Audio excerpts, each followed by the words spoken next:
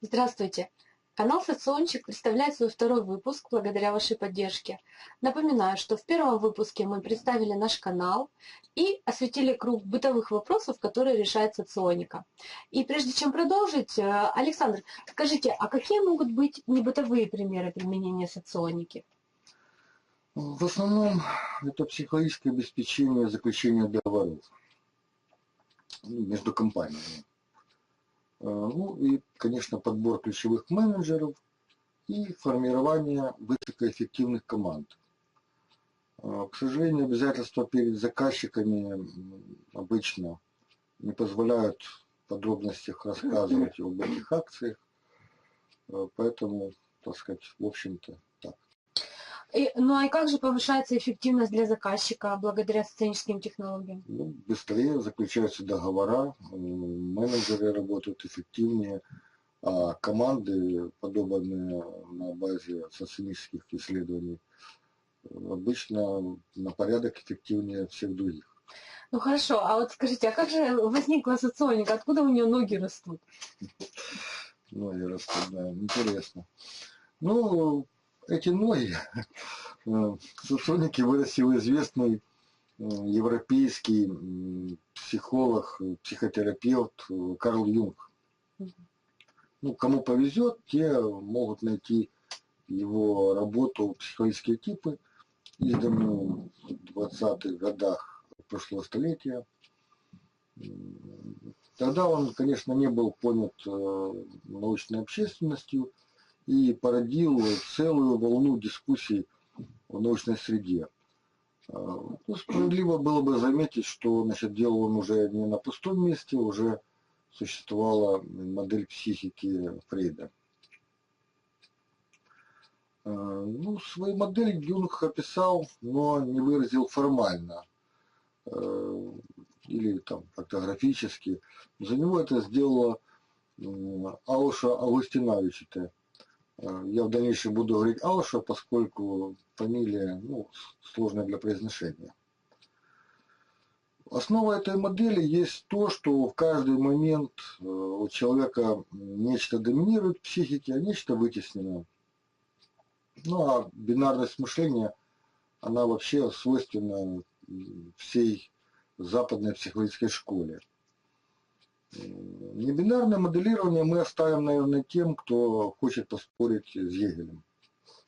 А что же делать тем, кто не отличает Гегеля от Гоголя, Гоголя от Моголя, и вот тоже хотят знать про модель Юнга? Расскажите нам, пожалуйста. Да, ну, модель Юнга достаточно проста, во всяком случае, на вид. Ну и говорит о том, что в каждый момент времени доминировать может быть что-то одно – восприятие или мышление. В свою очередь, восприятие может быть интуитивным или сенсорным, а мышление может быть или логическим, или этическим, как мы это уже сейчас говорим. То есть он говорил как-то чувственно, ну, мы уже говорим этическим, привыкли так, да? Вот. В соответствии с этим первая функция Юнга выбирается из вот этих 4 категорий. Вот. Ну, и остальные функции являются дополняющими. Естественно, если доминирует функция, допустим, мышления, то будет это, значит, функция, скажем, там, мы говорим, логика или этика, то дополняющей будет одна из функций восприятия, то есть сенсорика или интуиция. Вот. Если, значит, доминирует функция мышления, мы считаем человека рациональным, а если доминирует функция восприятия, мы считаем человека иррациональным.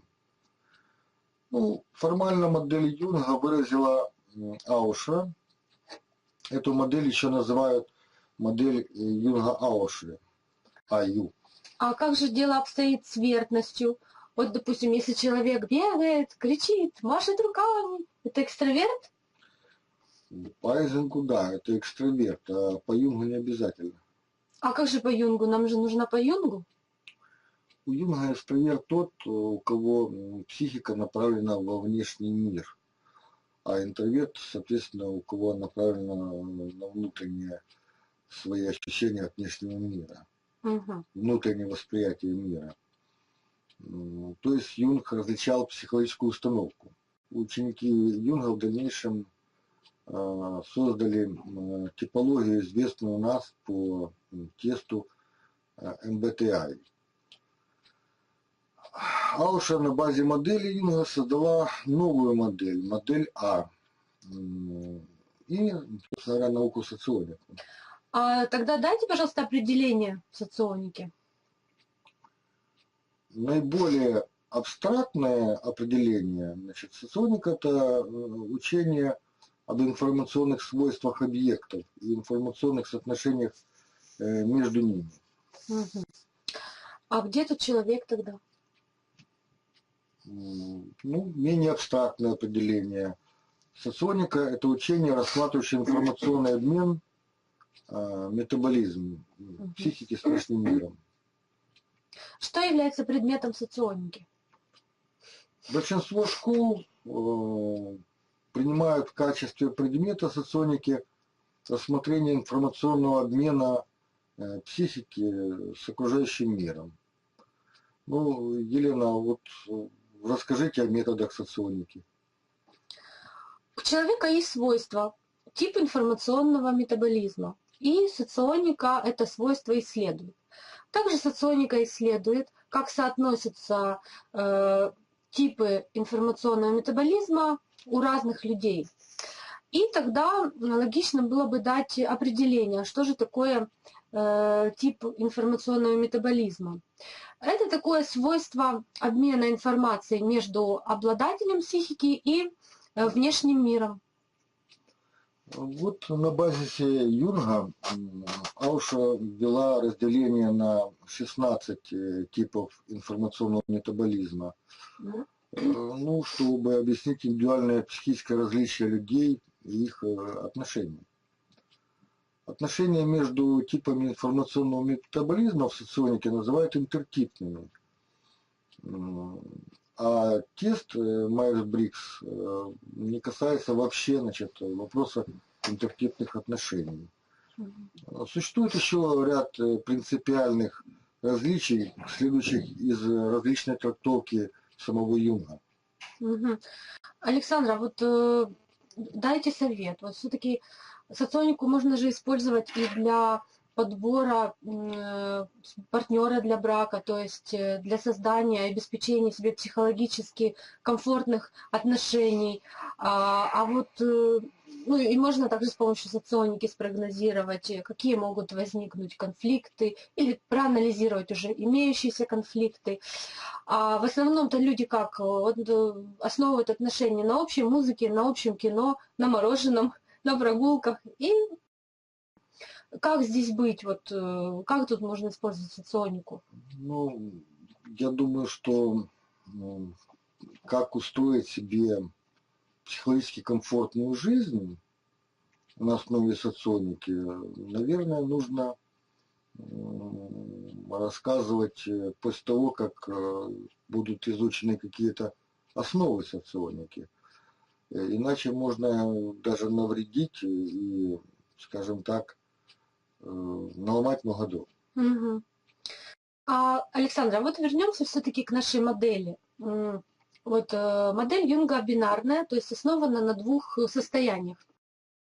А вот если все-таки гипотетически сказать, то какие могут быть небинарные модели реальности? Вообще модель – это некое очень приближенное представление о реальности.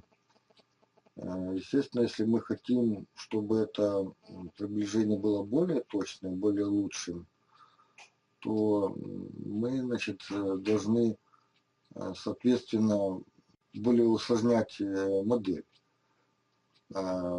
И, допустим, вот наш мир, он не обязательно плоский, да, он же вот не плоский, да? Ну да.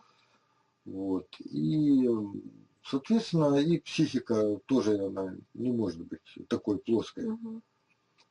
Ну, например, вот если взять карандаш, значит, вы где-то видели, чтобы у карандаша было всего 2 конца.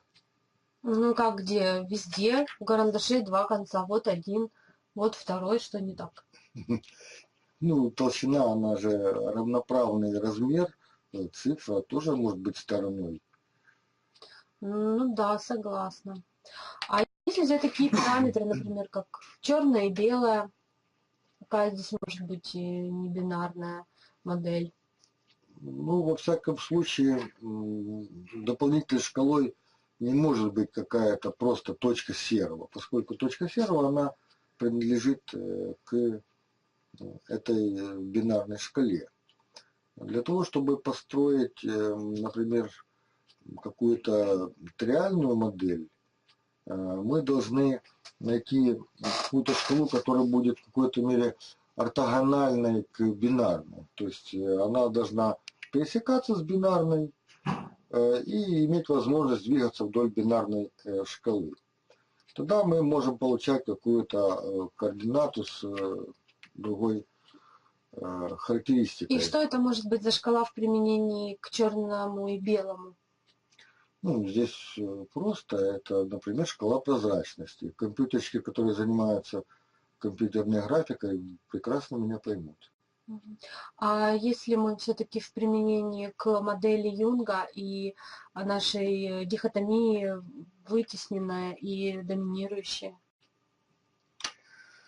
Ну, давайте представим нечто доминирующее, нечто вытесненное и нечто фоновое, которое может влиять как на доминирующее, так и на вытесненное.